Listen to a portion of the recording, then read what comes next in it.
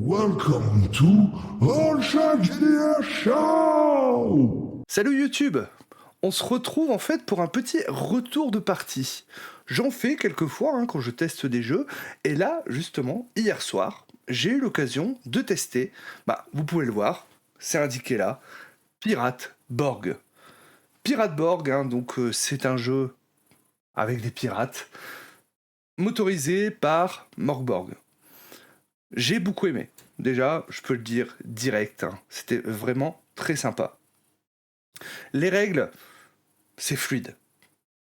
On va pas se mentir, franchement, c'est très simple. Un des 20, vous rajoutez une de vos caracs. La plupart du temps, la difficulté, il faut faire 12. Et voilà.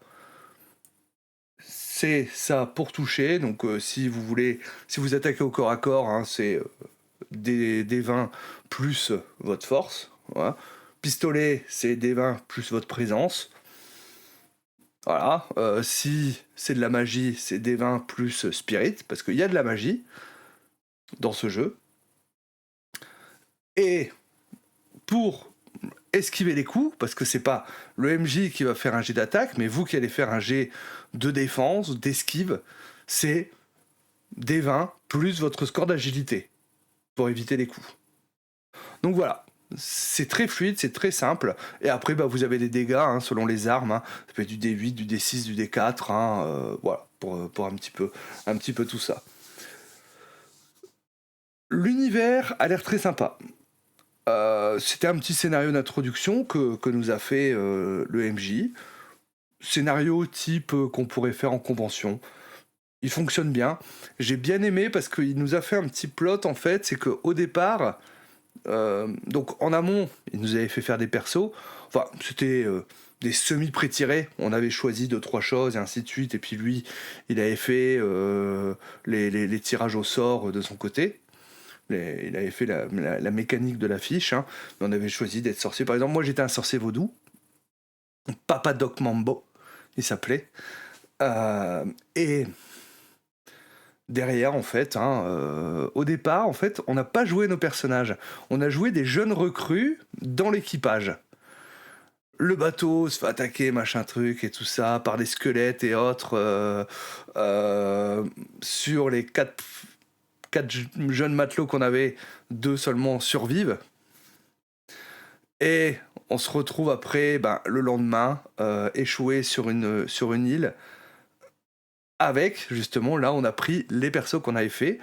Il y avait les quelques PNJ qui avaient survécu avec nous. Donc voilà, je vais pas vous spoiler plus l'histoire par rapport à ça, mais c'était vraiment très sympa. Dans le groupe, on avait donc un surineur, voilà, un roublard. Il avait justement des possibilités d'utiliser des poisons, de faire des backstabs, ce genre de choses. On avait un boucanier, donc spécialisé armes à feu. Alors par contre, attention, parce que arme à feu, vous tirez pas tous les tours. Parce qu'il y a un tour pour tirer, un tour pour recharger. Voilà. Et si vous êtes spécialisé, parce que si vous n'êtes pas spécialisé, c'est 2 tours pour recharger une arme. Ce que j'ai compris. Donc c'est vrai que c'est... Voilà. Mais ça fait beaucoup de dégâts. Clairement, ça fait beaucoup de dégâts. On avait une prêtresse, donc plutôt spécialisée support heal. Et par exemple, un sortilège de bénédiction qui nous donnait un D6 en plus sur n'importe quel jet, c'était cheaté. C'était très balèze.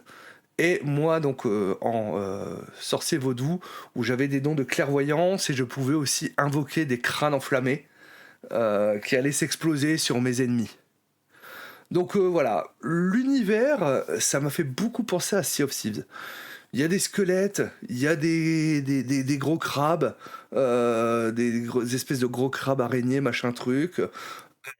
On a du mystère, on a des sirènes, on a... Voilà, à un moment, on était dans des grottes où il fallait qu'on résolve des énigmes.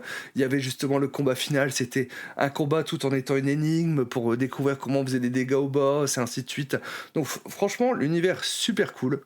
Moi, j'ai beaucoup aimé. En plus, voilà, bien aimé interpréter le sorcier vaudou, hein, toujours en train de fumer un petit cigare et tout ça. Donc Pirateborg, hein, il est bientôt en financement participatif, hein, je crois qu'il arrive d'ici le mois de septembre en financement participatif.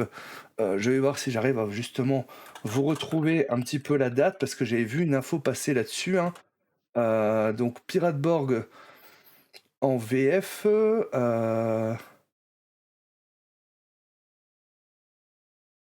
alors il y a des règles aussi de combat naval qu'on n'a pas trop exploitées. En fait, des manœuvres au niveau du bateau, on les a pas énormément exploitées pour de la fluidité, et puis parce que il fallait que ça tienne sur une soirée, hein. Déjà qu'on a tiré, on a fait 1 heure de rab pour dire de pouvoir finir l'aventure.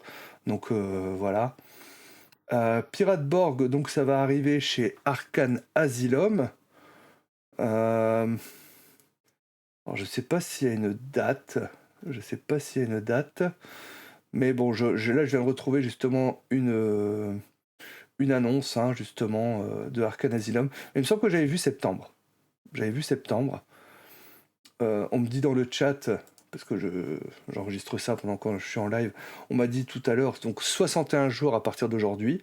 Donc ça va faire ça à peu près fin septembre, vu que nous sommes le 19 juillet, au moment de la diffusion de ce live. Donc, c'est un gros coup de cœur, Pirateborg. Je vais peut-être me laisser tenter, parce que j'aime beaucoup les jeux de pirates. Alors, il est sûrement un petit peu plus mortel, parce que le MJ nous a fait jouer des niveaux 3. Donc c'est vrai qu'on a pu un peu plus résister. Je pense que si on avait fait des niveaux 1, il y aurait eu quelques morts dans le groupe, et le combat final, on aurait galéré. Parce que déjà qu'on a un petit peu galéré pour ça, en ayant 4 niveaux 3. Mais après on s'est marré, tout ça, donc c'est ça qui était cool, c'était une super table, donc voilà. Gros coup de cœur, Pirateborg. Et si ça vous intéresse, hein, suivez les news, hein, a priori il va arriver chez Arcane, hein, donc en précommande, ou justement il va arriver un peu en financement participatif. Là j'ai pas forcément l'info par rapport à ça, donc suivez les actus pour tout ça. Je vous fais des gros bisous et à très bientôt YouTube. Ciao ciao.